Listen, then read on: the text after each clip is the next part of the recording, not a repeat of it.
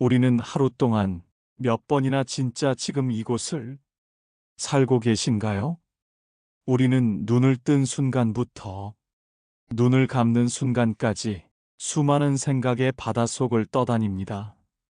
아직 일어나지 않은 미래를 걱정하고 이미 지나간 과거를 붙잡고 후회하며 끊임없이 머릿속에서 삶을 계획하고 예측하고 평가합니다.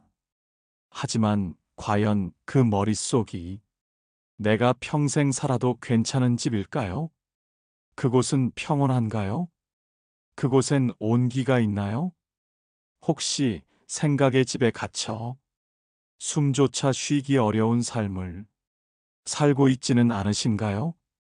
오늘 이 시간 우리는 부처님의 가르침을 통해 내 머릿속에 사는 삶의 진실을 살펴보고자 합니다.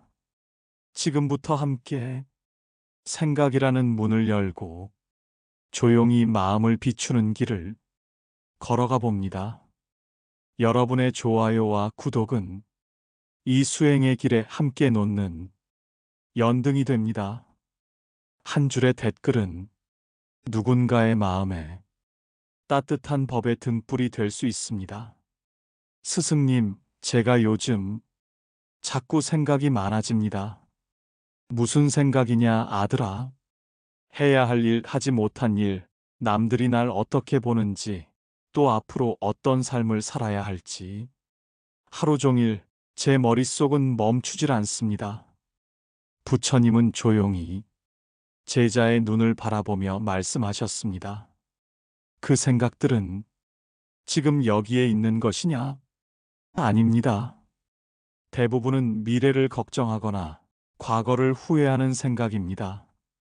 그렇다면 너는 지금 이곳이 아닌 어디를 살고 있는 것이냐? 제자는 고개를 떨굽니다. 제 안에 있는 상상의 공간입니다. 마치 허공 속의 그림자처럼 끝없이 이어지는 세계입니다. 그래, 너는 지금 머릿속 세상에 살고 있는 것이다. 부처님은 잠시 말을 멈추셨습니다. 그러면 물어보자. 그 머릿속은 살기에 편안한가?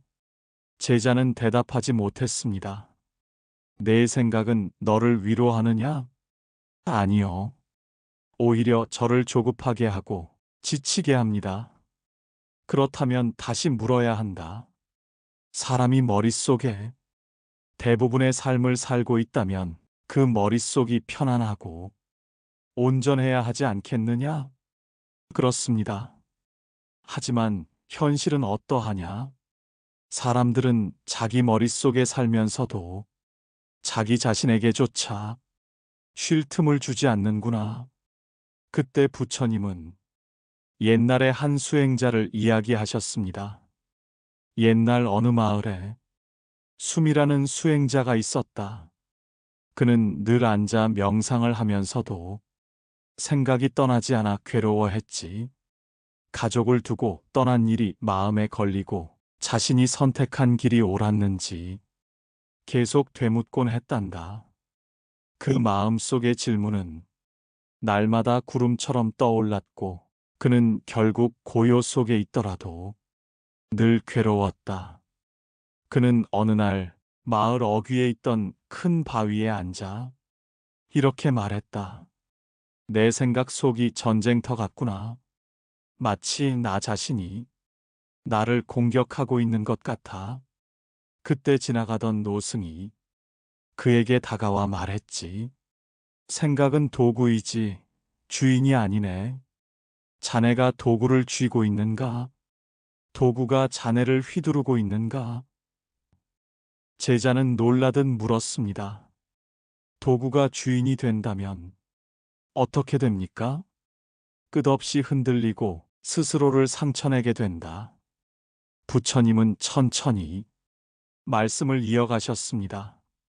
생각은 물과 같아서 그릇이 없다면 이리저리 흘러넘치고 결국은 자기도 남도 흠뻑 적시게 되지.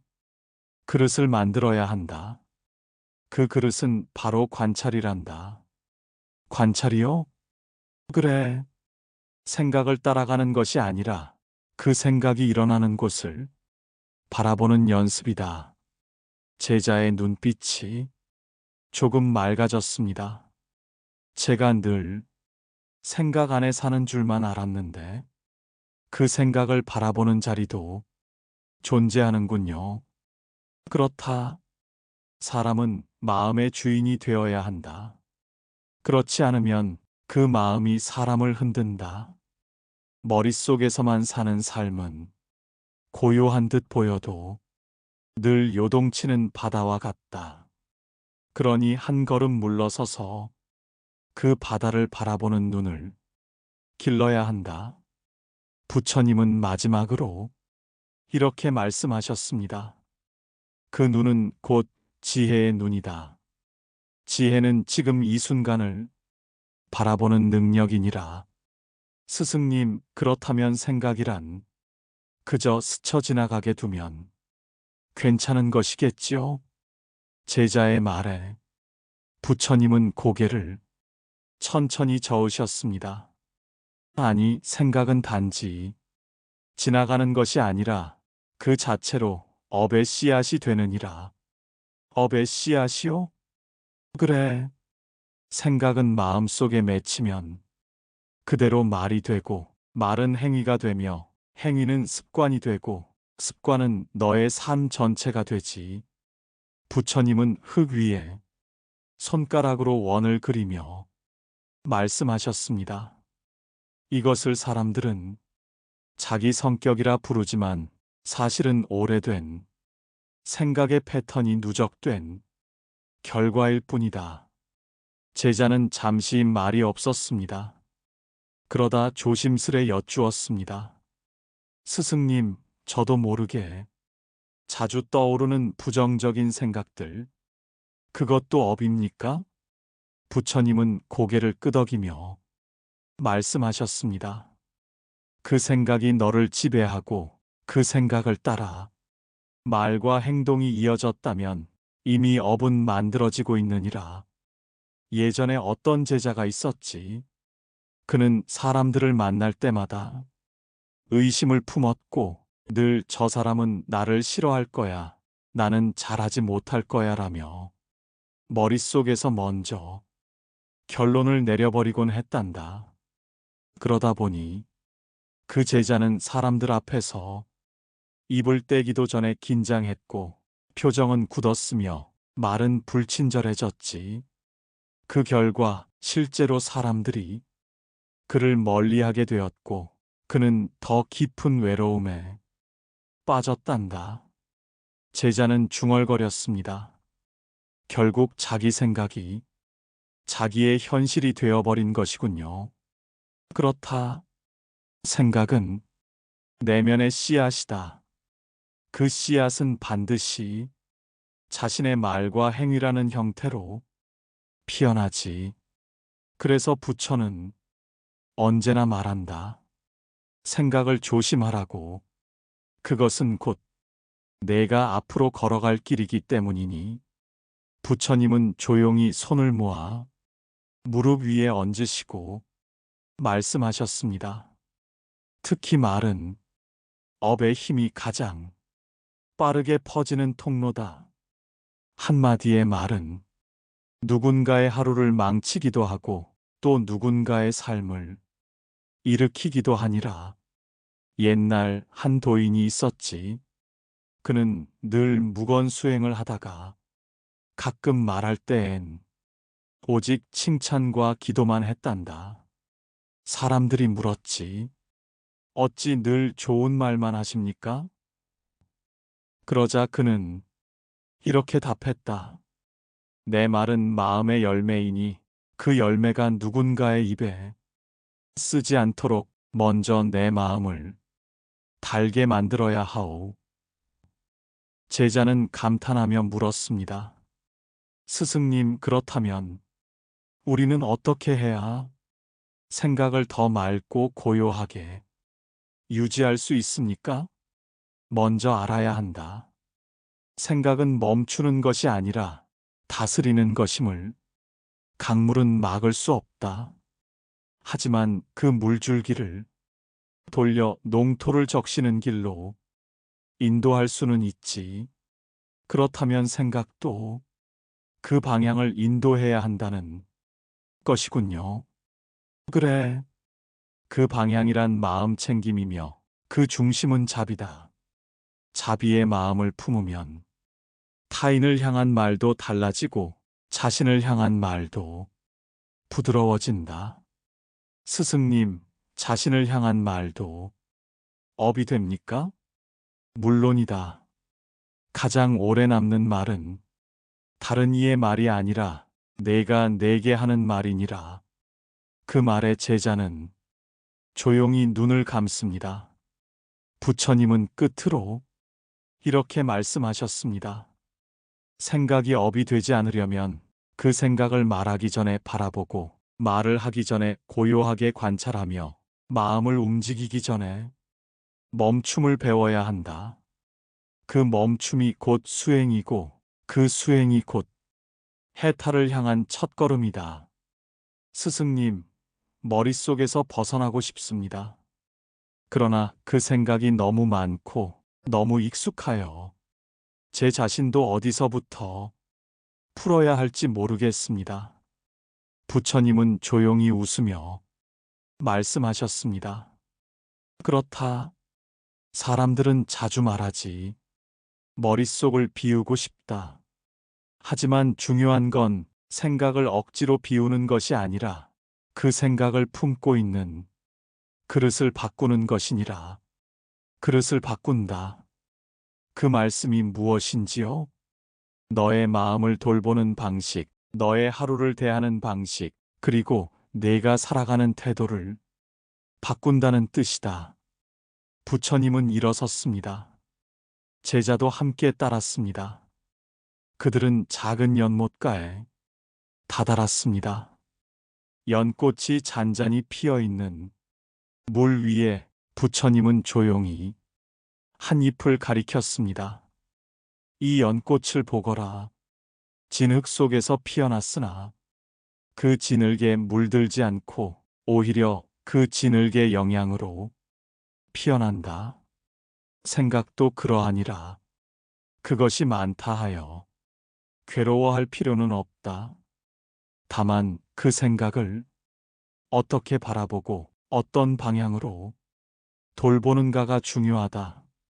부처님은 오래전 있었던 이야기를 들려주셨습니다. 옛날 마가다국에 한 노비가 있었단다. 이름은 수자타. 그는 하루 종일 일을 하면서도 단 한 번도 자신의 고단함을 탓하지 않았지. 하지만 밤이 되면 늘 울곤 했다. 왜냐하면 그는 머릿속으로만 살아가고 있었거든. 일터에서는 웃지만 머릿속에서는 늘 나는 왜 이런 삶을 사는가? 나는 왜 태어날 때부터 이렇게 되었는가? 이런 물음을 반복했단다.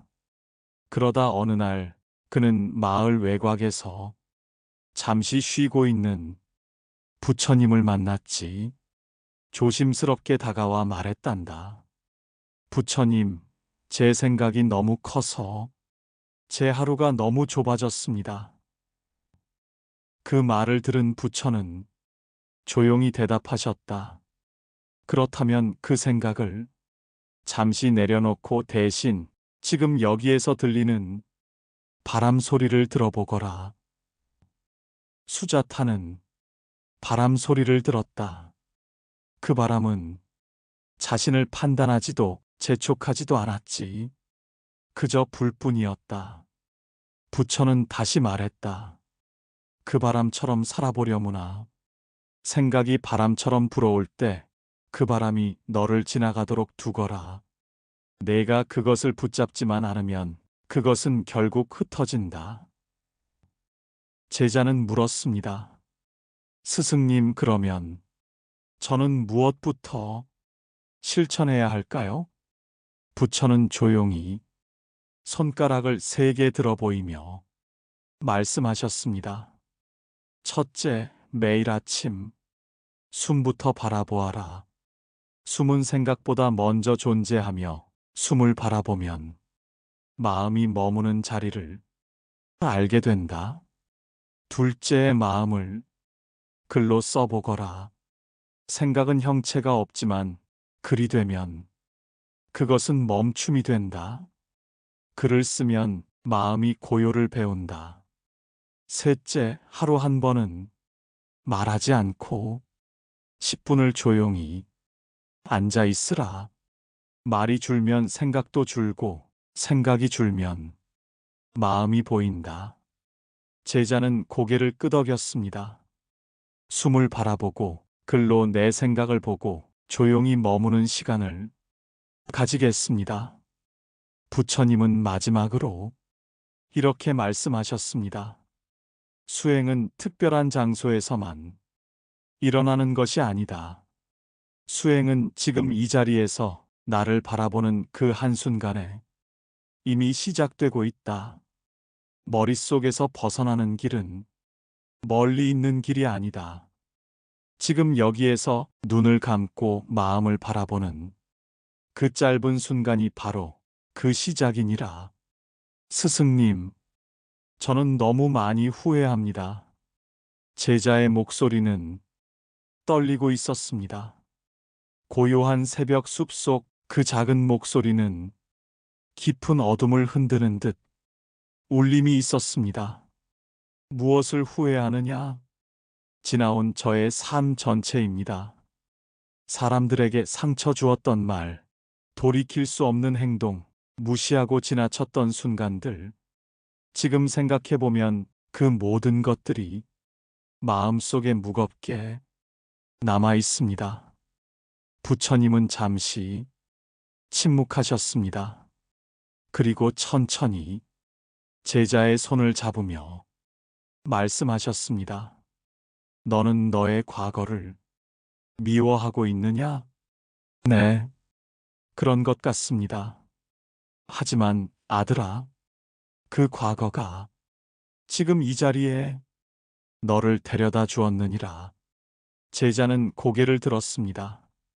제 잘못들도 지금의 저를 만들었다는 말씀이신가요? 그렇다. 후회는 씨앗이 되기도 하고 짐이 되기도 한다. 그것을 어떻게 품느냐에 따라 그 씨앗은 꽃이 되기도 하고 잡초가 되기도 하지. 그렇다면 스승님, 저는 제 과거를 어떻게 바라보아야 합니까? 부처님은 예전에 있었던 한 장군의 이야기를 들려주셨습니다.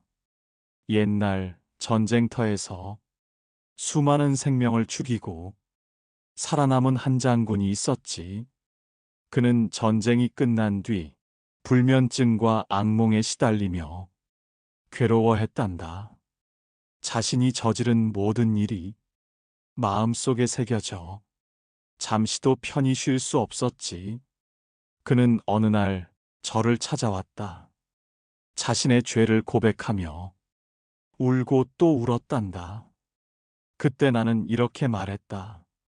그대가 흘리는 눈물 한 방울이 그대가 앗아간 생명을 되살릴 수는 없을지라도 그 눈물이 진실한 참회라면 앞으로의 생은 복이 될 것이다. 그 장군은 어떻게 되었습니까?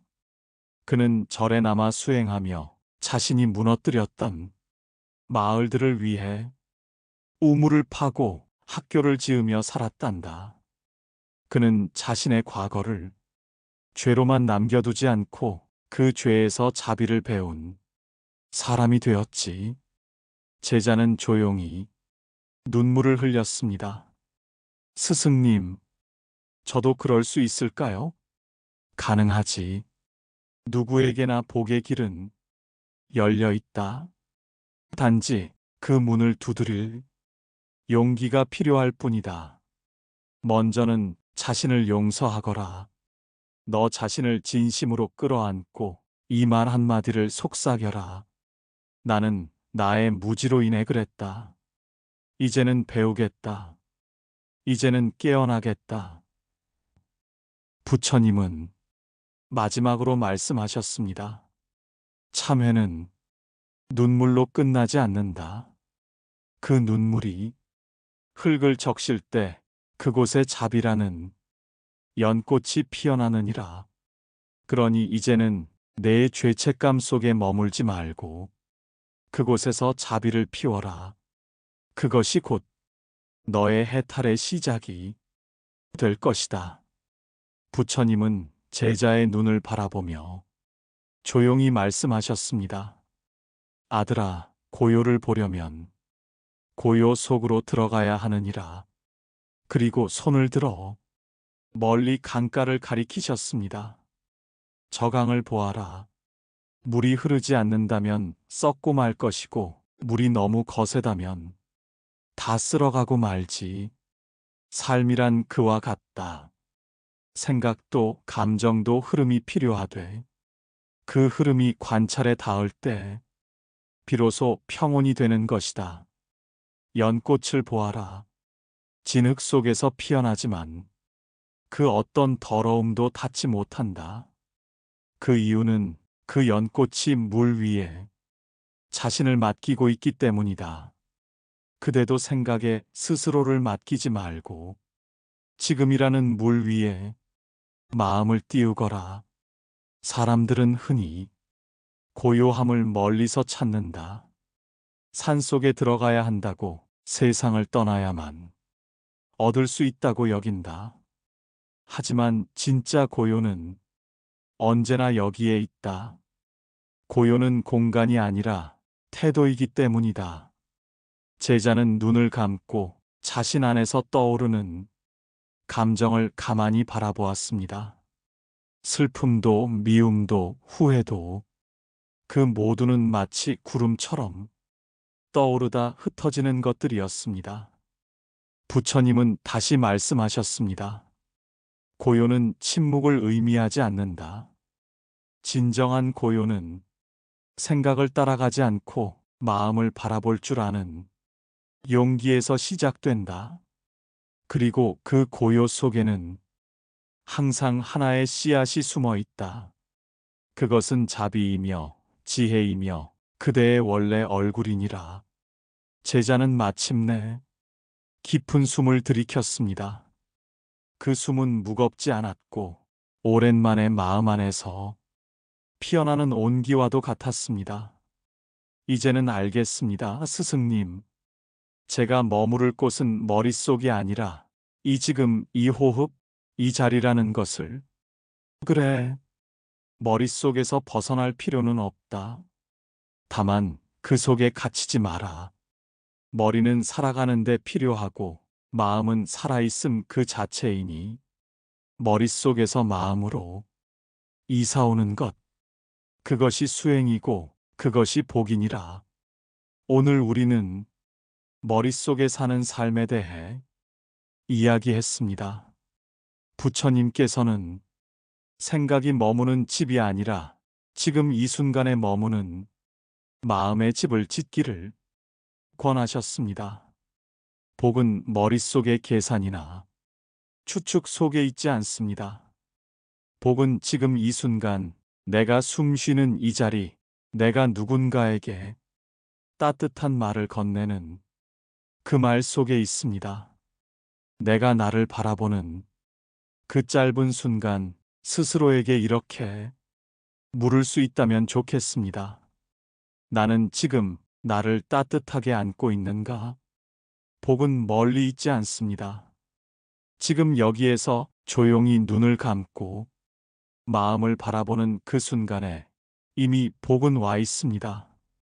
여러분, 오늘 하루도 머릿속이 아닌 마음속에서 사시기를 바랍니다. 그 마음은 언제나 자비롭고 언제나 깨어 있으며 무엇보다 따뜻한 복의 뿌리입니다. 여러분의 좋아요와 구독은 이 수행의 길 위에 함께 놓는 연등이 됩니다. 한 줄의 댓글은 누군가의 고요한 아침을 밝혀주는 말씀 공양이 될 수 있습니다. 고맙습니다. 다음 이야기에서 다시 뵙겠습니다.